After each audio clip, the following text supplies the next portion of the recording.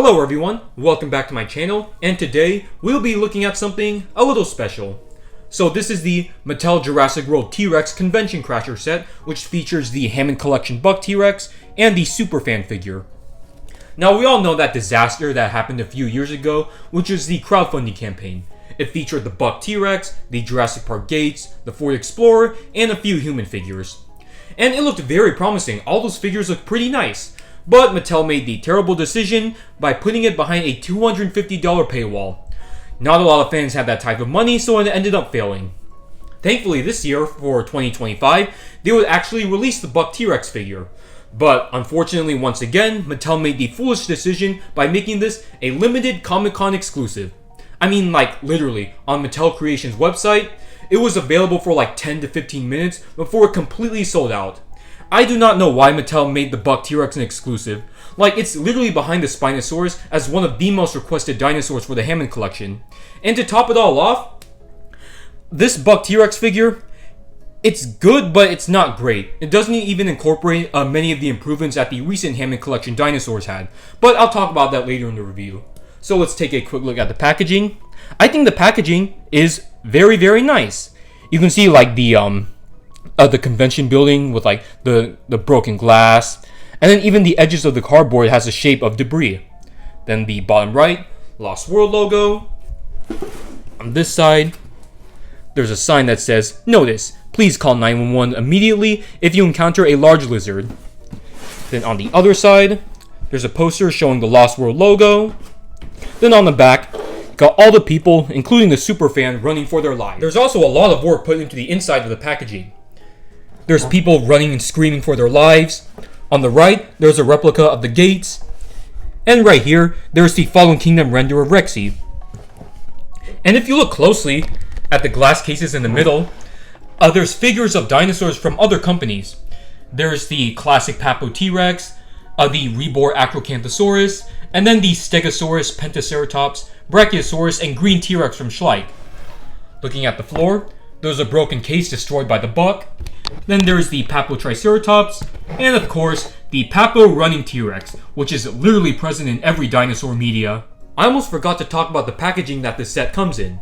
So, when you order this, you basically got the figures inside of a box, that's inside of another box, and that's inside of another box, which is the shipping box, of course. But anyways, this is basically a TV showing that awesome shot from the movie. This set is pretty much a reference to the scene from The Lost World where the Buck T-Rex attacked San Diego.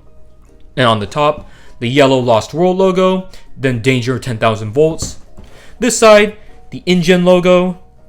And on the other side, Welcome to San Diego. Then on the back, there's the red Lost World logo. And on the bottom middle, there's a short description. Pause if you want to read it. But enough talk about the packagings, let's see what this set has to offer. Let's do some quick measurements. So the Superfan is about 5.5 inches tall, and the Rex is 24 inches long, or 2 feet, and around 8.5 inches tall at the hips. There's no confirmed size for the Buck T-Rex, but he should be in that 118 to 120 scale, assuming he's around the same size as Rexy. Getting into the contents of the set, we have this fabric banner saying "When fans ruled the earth" instead of "When dinosaurs ruled the earth," as you saw in the original Jurassic Park movie. And I think that this is a reference to how San Diego Comic-Con is filled with fans of all the different franchises out there.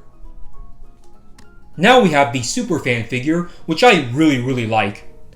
This is based off those inflatable Jurassic World T-Rex costumes, and despite this mostly being smooth, there's still plenty of detailing, like the folds and creases across the costume, the big goofy head with the huge eye, and the solid white teeth, and then the hands have 2 digits, the feet have 3, per usual, and then we have the person's face. Now this actually comes with 2 swappable faces. The first one has a guy with a happy expression and a beanie. Now let's bring in the other one. Now this one shows a different person with a more scared expression. And this figure has 10 points of articulation. So we got the arms, elbows, the thighs, the knees, which are kind of stiff, and then the ankle. All joints are on a ball joint except for the thighs. At first, I thought this was going to be smooth, hard plastic like a Playmobil toy, but it's actually made out of a very soft rubber material. Just very nice and fitting, given that this was based off an inflatable costume. Only the arms and legs are hard plastic. Here's the items that the fan bought at the convention. First, we have this yellow tote bag with the Jurassic Park logo on the front and 2025 on the sides. Then we have this red piece, which shows presumably posters, boxes, and comics. And lastly, is literally just a miniature version of the convention set. Very interesting how Mattel added this. And these fit perfectly inside the tote bag. And the fan can wear this like a backpack. So let's put it on him right now. So you just gotta tuck his arms back like that.